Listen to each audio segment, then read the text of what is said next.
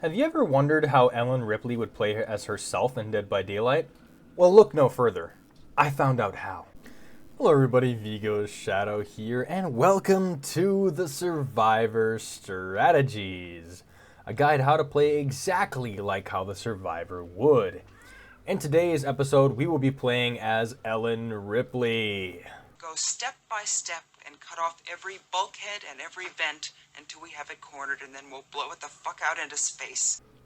Since there's not much of a difference playing as other survivors besides noise and appearance, we will analyze the survivor's bio and their perks to get a better understanding on the type of playstyle the survivor would inhabit. Alright, now it's time to do some deeper digging. Now for characters like Ellen Ripley and other licensed killers and survivors, I like to go over other forms of media as well. But we're going to highlight the portrait as well because that gives us some information. So it says, Ellen Ripley, warrant officer of Nostromo, is capable and pragmatic, which is understatement, but yes, definitely more than capable. Her perks allow her to hide pools of blood and grunts of pain, slow killers with trap pallets, and run silently. So that kind of gives you a little bit of clues as to how she will be played later on. If we go into the bio, we also see a keyword here, so like cautiously, Ripley inched towards the lockers where she put on her pressure suit. That part is just showcasing like her nature. She moves in a very careful and calculated way. I also did my homework too, so I looked around at because this bio is basically going into just a little short introduction about her and then how her crew died off and then she shot the alien into space, the ending of the first couple films there.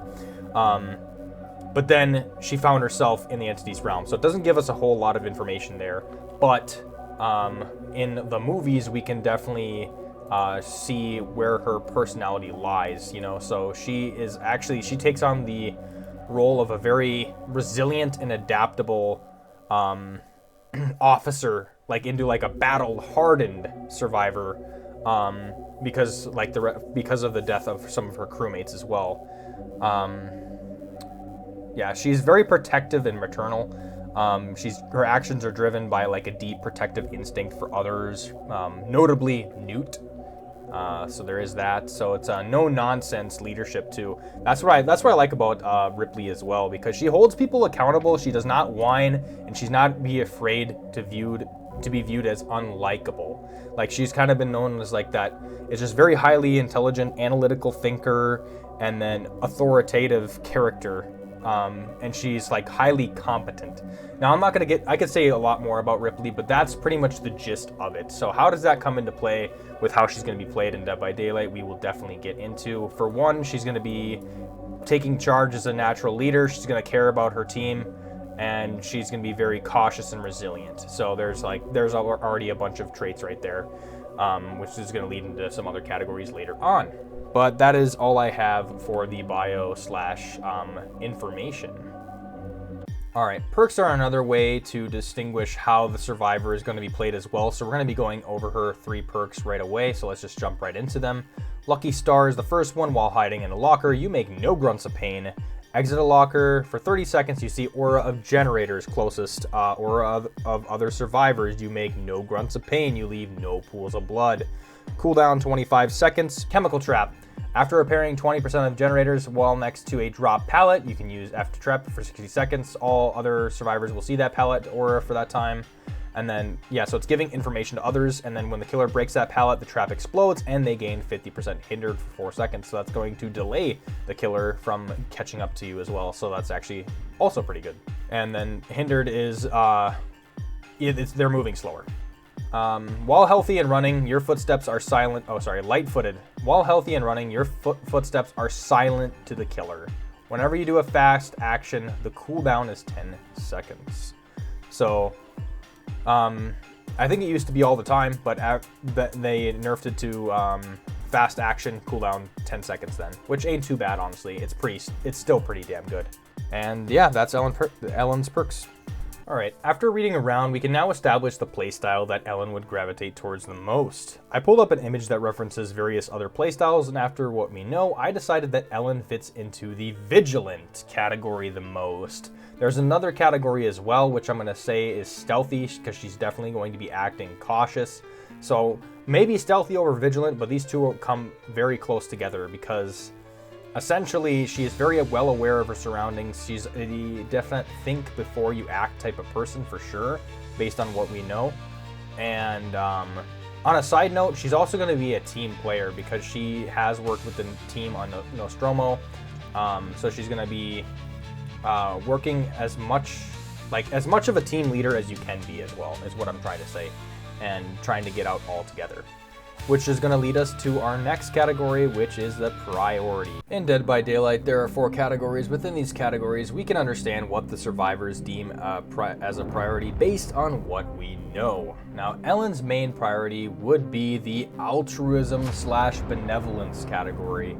I would have said survival, but honestly, she does prioritize the survival of innocents, like protection over life.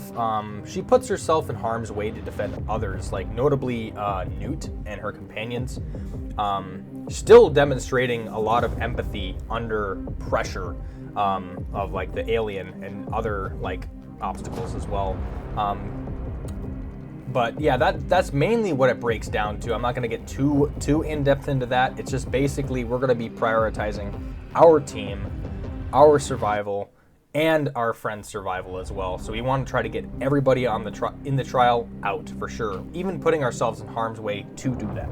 Alright, so before we play, we're going to do a little bit of a quick recap. Let's go over the easiest things first. For one, we're going to be playing as Ellen Ripley, using her base kit perks. We're going to try to get each one of these perks to activate within the trial. Next, we're going to be playing by her playstyle. Her playstyle is going to be very cautious, very vigilant, keeping track of our surroundings, knowing where to go, what to do, and how to approach like the situation in the smartest way that we can.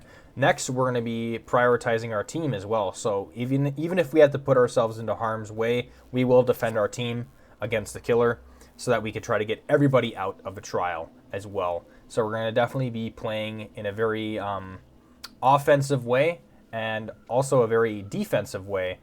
Mainly defensive when the killer is just around us. If they're around the other members, that's when we kind of get in there and jump in. But if the killer is just around us, we're going to try to be as stealthy as possible. And then, yeah, that's pretty much about it. So we're going to get right into our match next. All right, we are playing on the Groaning Storehouse Macmillan Estate as Ellen Ripley. Now we have our teammates here. We're going to go ahead and go on to this gen right away. They're going to be standing. Let's go, let's go. They still haven't loaded in yet. They still haven't realized yet. There we go, there's one. Okay, I'm going to go ahead and see what I could do. Okay, looks like they already know about the other ones. Okay, Sable's getting attacked. Not much we could do there. Let's just try to go for the middle. We'll have to let Sable hold her own. The middle gen is going to be the most crucial gen that we can do, and looks like Kate's already on it. Kate knows what to do. So we're going to let Sable do her thing. Alright, she does go down.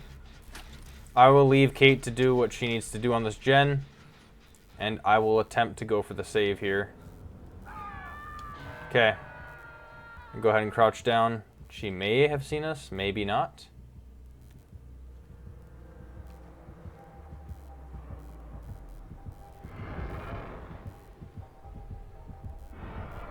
Okay. I don't know if she caught a whiff of my aura. Or, nope, she did not track me with Killer Instinct, but she is going after Kate, so we're going to go ahead and save Sable here. Alright, Kate does get snatched.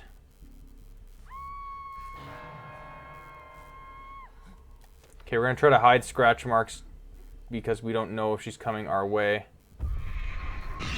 Okay, she does come our way because birds get on us. She might be going for the person on the gen, though. We don't hear a heartbeat. Okay, we repel them. Alright, I'm going to go after Kate right now.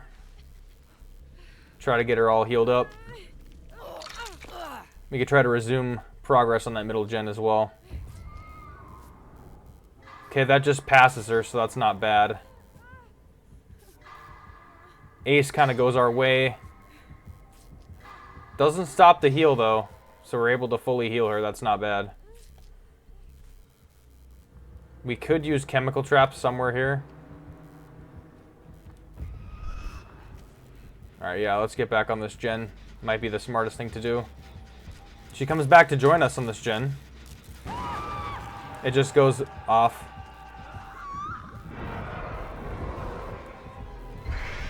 Oh, okay. Alright.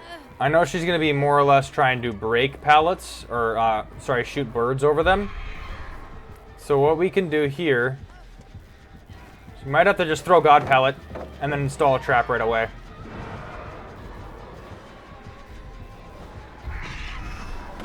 She might actually break it. Yep, she's going to get slowed by the chemical trap. That actually worked pretty well. We were able to escape her with the chemical trap here.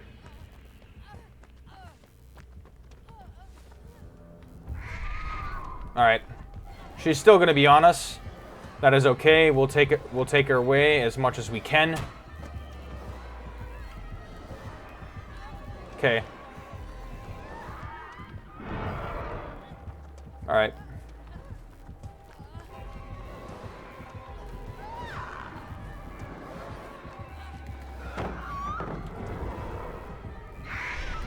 Okay.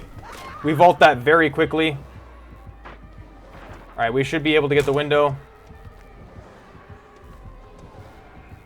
She does break the pallet, though. We do have another pallet here. Okay, we might be able to chain this to that window. Might be getting greedy, but...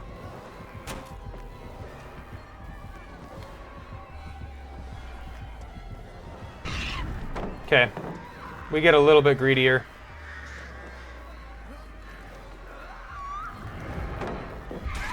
Okay, we do go down here. But I think they got a lot of progress on some gens done. We only have 2 left.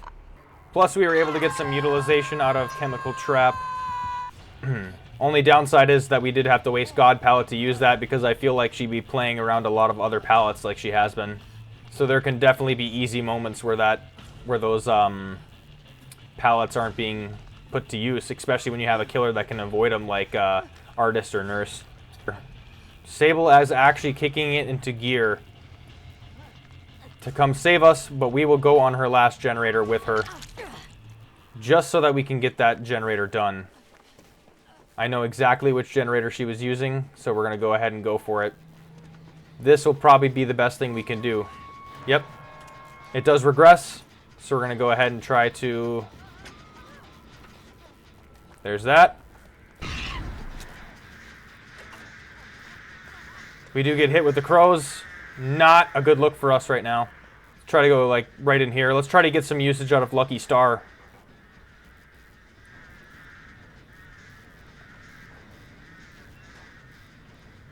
Alright, we're not doing pools of blood. Okay. Ace actually might finish that. Alright, we can actually get this gate open right now. We might be able to use Lucky Star if it cools down quick enough. Kate goes down. That's on Death Hook too for her. She might pick Kate up. It's possible. It's possible she picks Kate up here, but we're going to try our damnedest.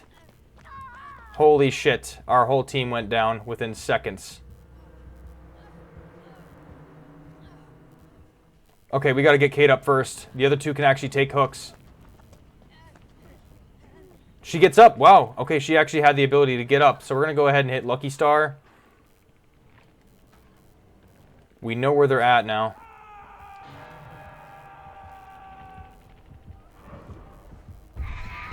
Shit, she found us. Just try to take her away.